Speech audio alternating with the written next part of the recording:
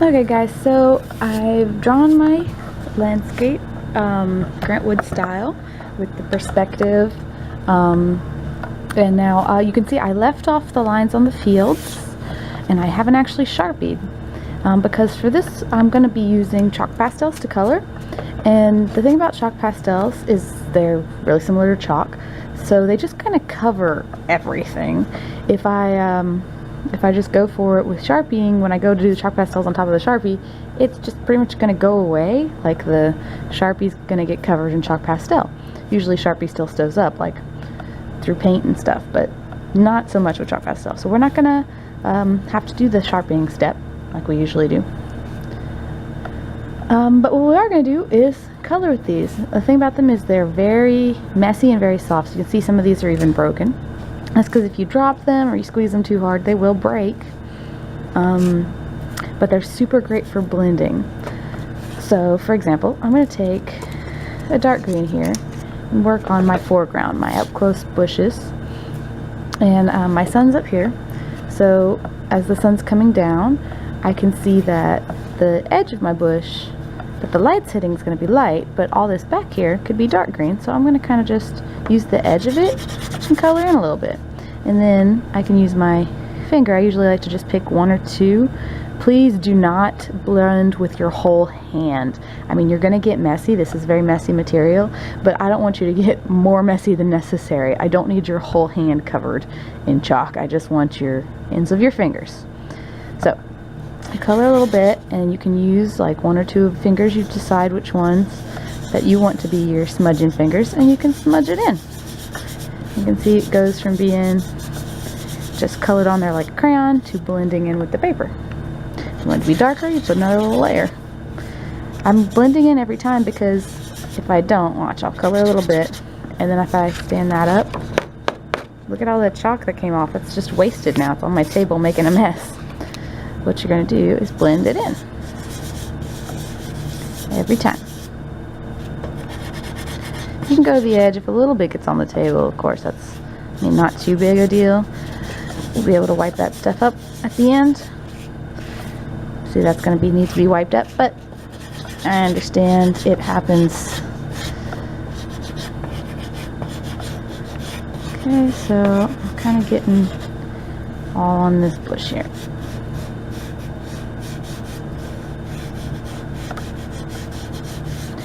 You have to be extra careful because you can see I've already got some smudges happening. You're going to end up like coloring over these smudges and stuff and fixing and moving things around. Chalk pastel is really good for like just going with the flow. Doesn't really matter if you get a little smudge on here or there. But try your best not to get too much, because if I just used these fingers right now and just rubbed it on the page, it would completely get green on everything because these fingers are covered in that chalk. So you just got to be careful. Okay, so now I'm going and getting the tips where the light's hitting it with the lighter green. So this is going to be my highlight color for this bush here. And I can use my fingers and just smudge it in.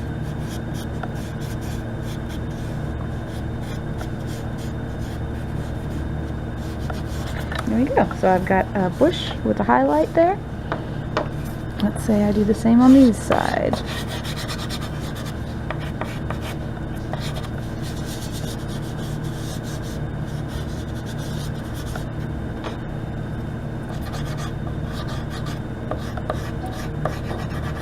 There's going to be a lot of like touching up and getting outside the lines. You have to be really, really careful with this stuff because it will just go outside the lines like crazy. So that's why I'm trying to use just like one little end of a finger at a time.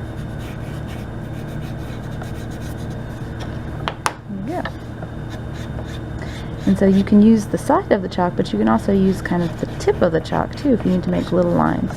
Let's see, I'm using the tip to go in there and trace around really carefully. And then when I go to smudge it, I'm going to be real careful not to mess up my light green when I'm smudging my dark green. It takes a lot of careful movements to work with chalk pastel.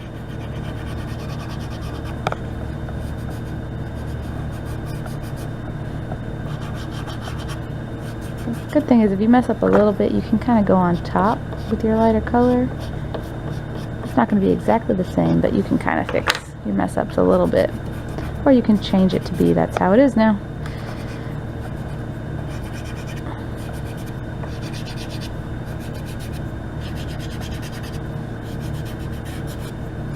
Okay.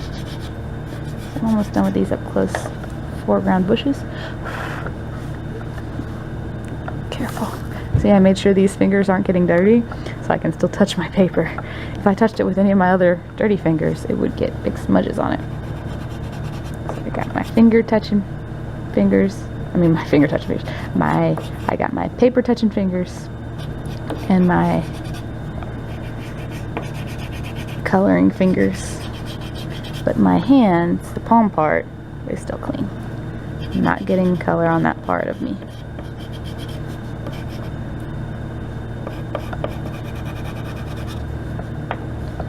Okay.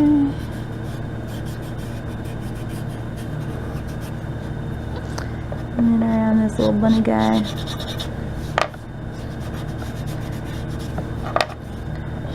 That guy's just gonna need to be shaded in black, probably.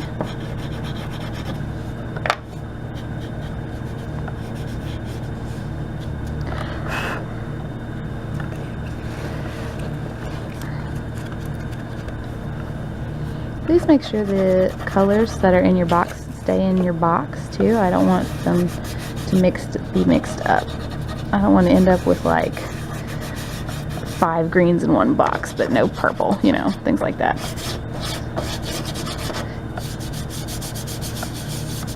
I'm just adding a little more shadow here with the black. Okay, and then, so here's a little thing you could do. I'm not going to color this bunny with the black. I've got black on my smudgy finger there, and I'm just going to kind of smudge it without even coloring. So my finger can be a tool to color. Like you can get the chalk on your finger a little bit. Now I don't want you just rubbing it on your hand, like I said, and then rubbing it on your paper all the time. But if you need a little tiny bit on your finger to get something and it would be too dark to just color it, that's a way to do it without getting too much on your paper. Okay, so now my bunny's got a little shadow.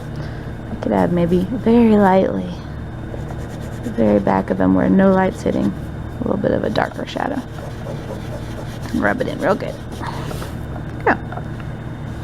Okay.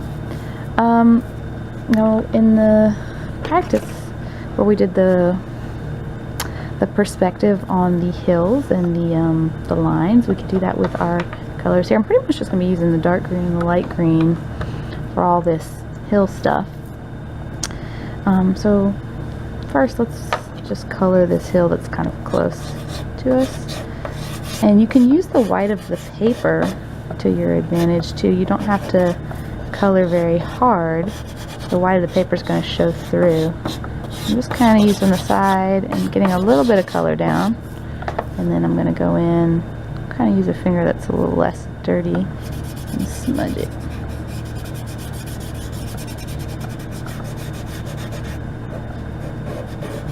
Careful around the bunny. I don't know what animal you decided to do on yours through your contour outline of an animal up here. Alright, there we go. So I've got the hill that's close, that doesn't have any fields on it. And now I'm going to kind of go for this hill, just getting the base layer of the light color. And now I'm going to go in with my darker and make the crop lines. Okay, and smudge those in.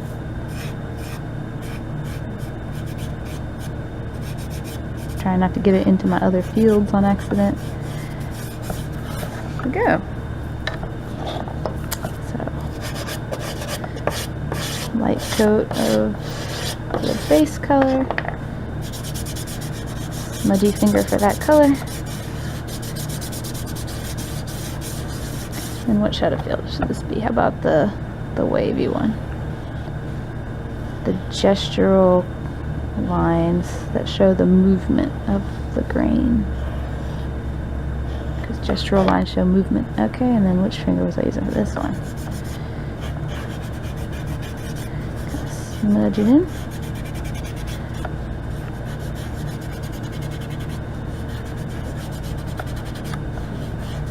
So it's kind of going to look a little bit like a painting when we're done. Chalk pastels are good for that. So I'm going to keep going, do all my colors, and y'all will see that as I do it.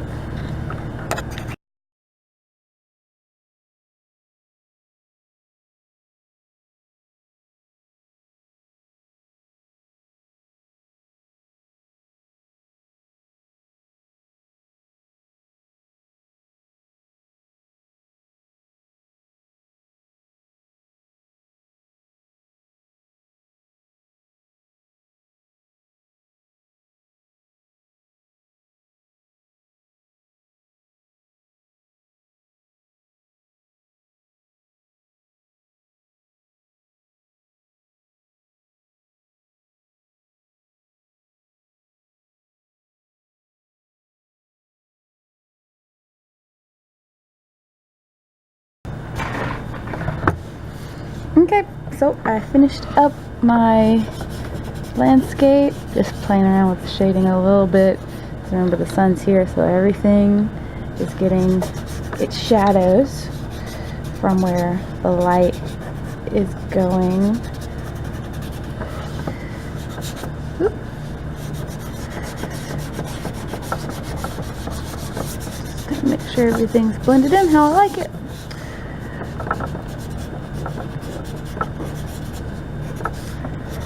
Shadow here.